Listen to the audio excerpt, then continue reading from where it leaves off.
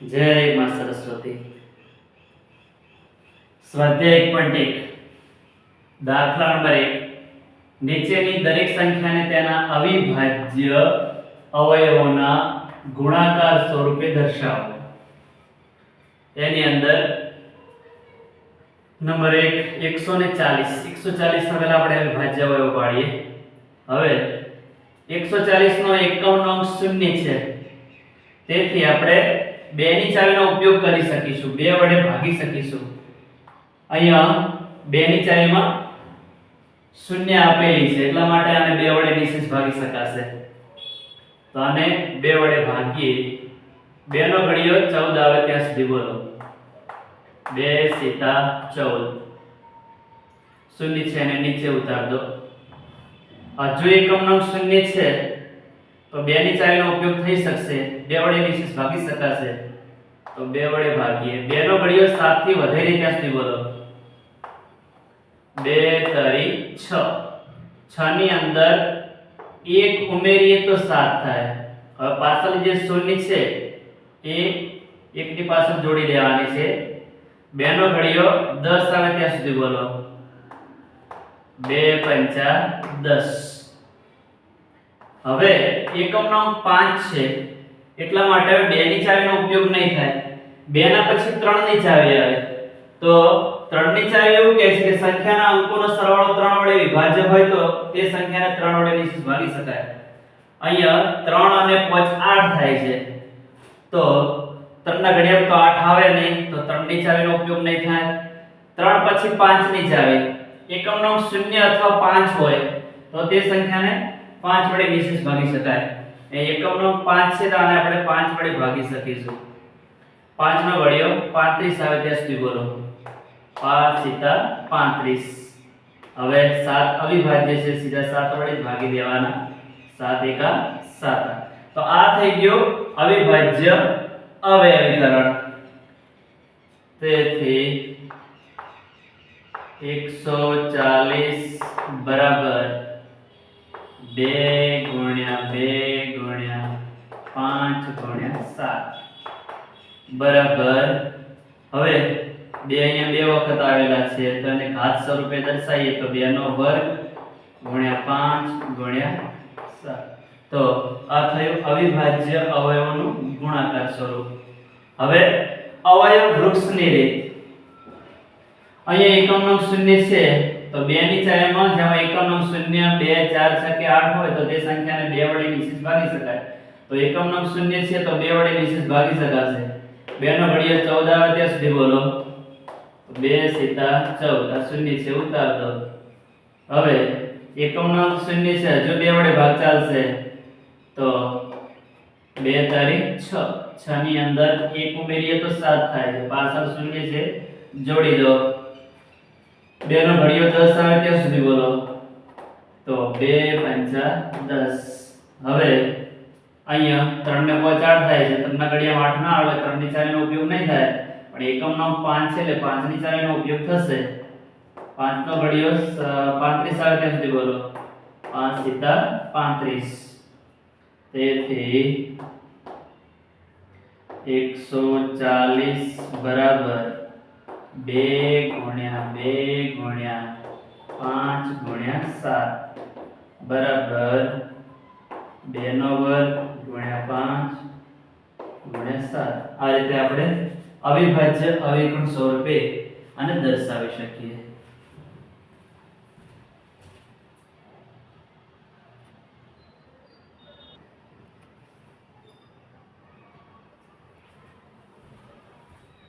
Number 2 156 ના અવિભાજ્ય અવયવ પાડીએ.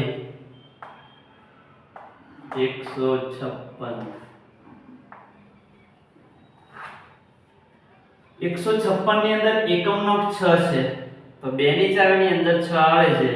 તો 156 ને આપણે 2 વડે ભાગી શકીશું. હવે 2 નો ઘડિયો 15 થી વધે નહીં ત્યાં સુધી બોલો. તો 2 સીતા 14. 14 ની અંદર 1 ઉમેરીએ ત્યારે 15 થાય. હવે પાછળ 6 છે, આને જોડી દઈશું. તો 2 નો ઘડિયો 16 આવે ત્યાં સુધી બોલો. 2 અઠા 16 મળી ગયા 78. હજુ એકમ નો 8 છે તો 2 ભાગ ચાલશે. 2 નો ઘડિયો 7 થી વધે ને ત્યાં સુધી બોલો. તો 2 તારીખ 6, 6 ની અંદર 1 ઉમેરીએ ત્યારે 7 થાય. પાછળ 8 છે આની પાછળ જોડી દો. હવે 2 નો ઘડિયો 18 આવે ત્યાં સુધી બોલો. 2 નવા 18. હવે એકમ નો 9 છે તો 2 ભાગ નહીં ચાલે. 2 પછી 3 ની ચાવી. તો 3 ની ચાવીની અંદર આપણે અંકોનો સરવાળો કરવાનો છે. તો 3 + 9, 3 ને 9 12. તો 3 ના ઘડિયાની અંદર 12 આવે તો આને 3 વડે ભાગી શકાશે. 3 નો ઘડિયો 3 આવે ત્યાં સુધી બોલો 3 એકા 3. 3 નો ઘડિયો 9 આવે ત્યાં સુધી બોલો 3 તરી 9. અને હવે 13 તો અવિભાજ્ય સંખ્યા છે. તેથી 13 ને સીધા 13 વડે ભાગી દેવાના. 13 ને 13 વડે ભાગશો એટલે આવશે 1. તો આ થયું અવિભાજ્ય અવયવીકરણ. તેથી 156 બરાબર 2 ગુણ્યા 2 ગુણ્યા 3 ગુણ્યા 13. 2 વખત આવે છે તો એને ઘાત સ્વરૂપે લખીશ તો 2 નો વર્ગ 3 ગુણ્યા 13. તો આ થઈ ગયું અવિભાજ્ય અવિકર્ણ ગુણાકાર સ્વરૂપ. 156 ને અવિભાજ્ય અવયવના ગુણાકાર સ્વરૂપે દર્શાવે. એ રીતે નંબર 3 3825. 3825. હવે અહીં જોશો તો એકમ નો 5 છે તો 2 ની ચાવીની અંદર તો 5 આવે નહીં. તો 2 ની ચાવીનો ઉપયોગ નહીં થાય. પછી 3 ની ચાવી ચેક કરીએ તો અંકોનો સરવાળો કરો તો 3 ને 8 11 ને 13 ને 5 18. તો 3 ના ઘડિયામાં 18 આવે તો 3 ભાગ ચાલશે. ચલો 3 એકા 3. 3 નો ઘડિયો 8 થી વધે ને ત્યાં સુધી બોલો. 3 2 6. 6 ની અંદર કેટલા ઉમેરા થાય તો 2. પાછળનો જે 2 છે એ જોડી દો. 3 નો ઘડિયો 22 થી વધે ને ત્યાં સુધી બોલો. તો 3 સીતા 21. 21 ની અંદર 1 ઉમેરો ત્યારે 22 થાય. પાછળનો પોચડો છે જોડી દો. 3 નો ઘડિયો 15 આવે ત્યાં સુધી બોલો. તો 3 પંચા 15. હવે ફરી જોઈએ અંકોનો સરવાળો કરો. 1 2 3 ને 7 10 ને 5 15. 3 ના ઘડિયામાં 15 આવે તો હજુ 3 ભાગ ચાલશે. 3 નો ઘડિયો 12 આવે ત્યાં સુધી બોલો. 3 * 12. 3 નો ઘડિયો 7 થી વધે ને ત્યાં સુધી બોલો. 3 2 6. 6 ની અંદર 1 ઉમેરીએ ત્યારે 7 થાય. પાછળ હવે 5 છે અને જોડી દો. 3 નો ઘડિયો 15 આવે ત્યાં સુધી બોલો. 3 પંચા 15. હજુ અંકોનો સરવાળો કરી દો. 4 ને 2 6 ને 5 11. હવે 3 ના ઘડિયામાં 11 ના આવે એટલે 3 ભાગ નહીં ચાલે. એના પછી 5 ની ચાવી. તો એકમ નો 5 છે તો એ 5 ભાગ ચાલશે. 5 નો ઘડિયો 42 થી વધે ને ત્યાં સુધી બોલો. તો 5 8 40. 40 માં 2 ઉમેરો ત્યારે 42 થાય. ઉપરથી પોચડો ઉતારો તો થશે 25. 5 નો ઘડિયો 25 આવે ત્યાં સુધી બોલો. પાયો પાયો 25. હજુ એકમ નો 5 છે તો 5 ભાગ ચાલશે. 5 એકા 5. 5 એકા 5. 5 માં 3 ઉમેરો ત્યારે 8 થાય. તો પાછળનો પોચડો જોઈન્ટ કરો. 35 થયા. 5 નો ઘડિયો 35 આવે ત્યાં સુધી બોલો. 5 સીધા 35. હવે 17 તો અવિભાજ્ય છે. 17 ને 17 વડે ભાગી દો એટલે 1 આવશે. તો આ થયો 3825 નો અવિભાજ્ય અવયવીકરણ. હવે એને ગુણાકાર સ્વરૂપે દર્શાવીએ તો 3825 બરાબર 3 ગુણ્યા 3 ગુણ્યા 5 ગુણ્યા 5 ગુણ્યા 17 બરાબર 3 બે વખત છે તો 3 નો વર્ગ. 5 બે વખત છે 5 નો વર્ગ અને 17.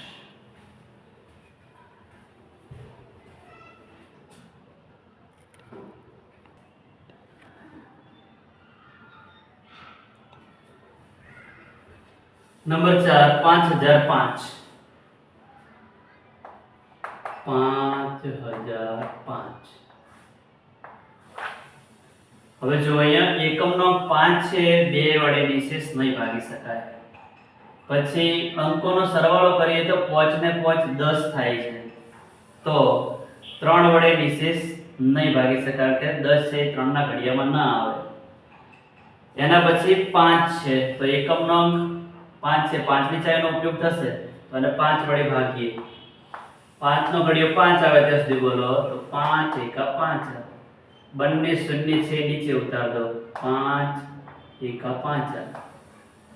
હવે જુઓ અહીં એકમનો અંક કેવા 1 આવી ગયો તો હવે 5 એ પણ ભાગ નહીં ચાલે તો 7 ની ચાવી આપણે ચેક કરીએ. 7 ની ચાવી શું કહે છે સંખ્યાનો એકમનો અંક ચેક કી તેના બમણા બાકીની સંખ્યામાંથી બાદ કરતા મળતી સંખ્યા 7 વડે વિભાજ્ય હોય તો તે સંખ્યાને 7 વડે નિશેષ ભાગી શકાય.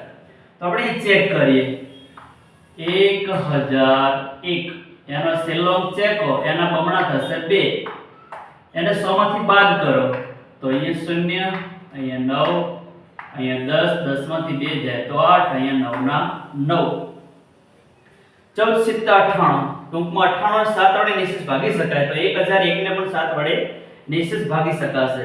તો આને 7 વડે ભાગીએ. 7 નો ઘડિયો 10 થી વધે ને ક્યાં સુધી બોલો તો 7 એકા 7 7 એકા 7 7 માં 3 ઉમેરીએ ત્યારે 10 થાય. હવે પાછળ આ શૂન્ય છે એ જોડી દો. 7 નો ઘડિયો 30 થી વધે ને ત્યાં સુધી બોલો તો 7 ચોક 28 28 ની અંદર 2 ઉમેરો ત્યારે 30 થાય. 7 ચોક 28 28 માં 2 ઉમેરો ત્યારે 30 થાય. હવે પાછળ 1 છે જોડી દો એટલે 21 થશે. 7 નો ઘડિયો 21 આવે ત્યાં સુધી બોલો તો 7 તરી 21. હવે જુઓ તો અહીંયા 3 ના બમણા 6 14 માં 6 જાય તો 8 7 ના ઘડિયામાં 8 ના આવે તો 7 ભાગ નહીં ચાલે. તો એના પછી 11 ની ચાવી જુઓ. સંખ્યાના જમણી બાજુથી એકી સ્થાનના અંકોના સરવાળા અને બેકી સ્થાનના અંકોના સરવાળાનો તફાવત 0 અથવા 11 નો ગુણક હોય તો તે 11 વડે વિભાજ્ય હોય. તો અહીંયા જુઓ એકી સ્થાનનો અંક 3 છે અને એકડો છે. પહેલા સ્થાનમાં 3 છે ત્રીજા સ્થાનમાં 1 છે તો 1 3 1 ને 3 4. પહેલું સ્થાન ને ત્રીજા સ્થાનનો સરવાળો કર્યો 1 3 4 મળ્યા અને બેકી સ્થાનમાં તો 4 છે બંનેનો તફાવત કરીએ તો 4 માં 4 જાય તો 0.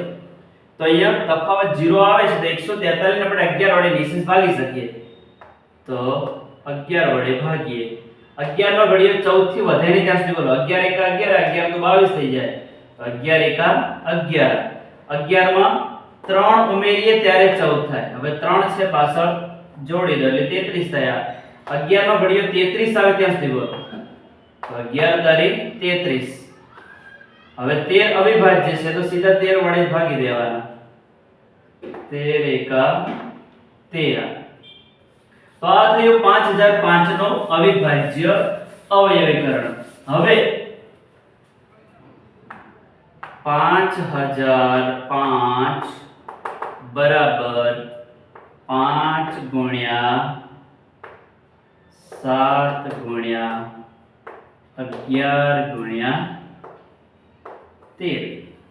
તો આ થઈ ગયું 5005 નો અવિભાજ્યનો ગુણાકાર સ્વરૂપ. હવે 7429 7429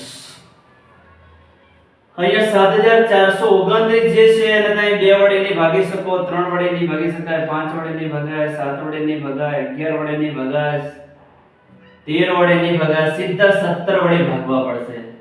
તો તમે આને 17 વડે ભાગશો ને તો તમને અહીંયા 17 ચોક 68 17 ચોક 68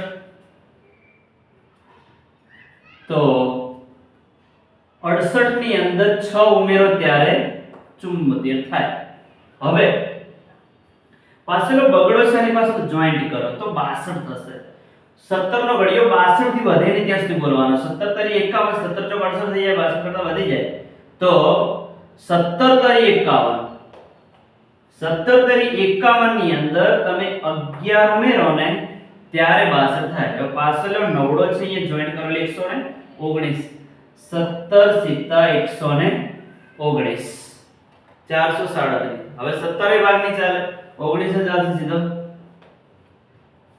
તો 19 એકા 19 19 દુ 38 39 57 થઈ જાય.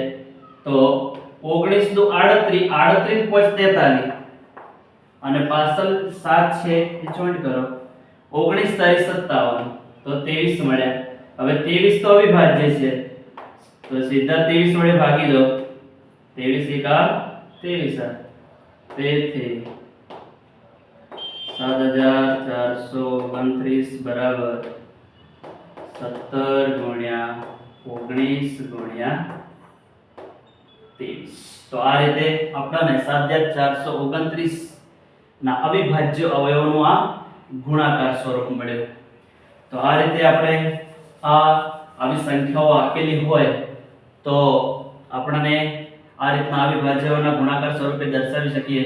જો કે આવી સંખ્યાઓ જ આપણને પરીક્ષામાં પૂછાતી હોય છે. આવી 5005 હોય, 7429 હોય, આવી સંખ્યાઓ છે ખૂબ તૈયાર કરી દેવાની, મોઢે યાદ રહી જાય છે. 17 19 23 સીધા અવયવ મોઢે જ કરી દેવાના.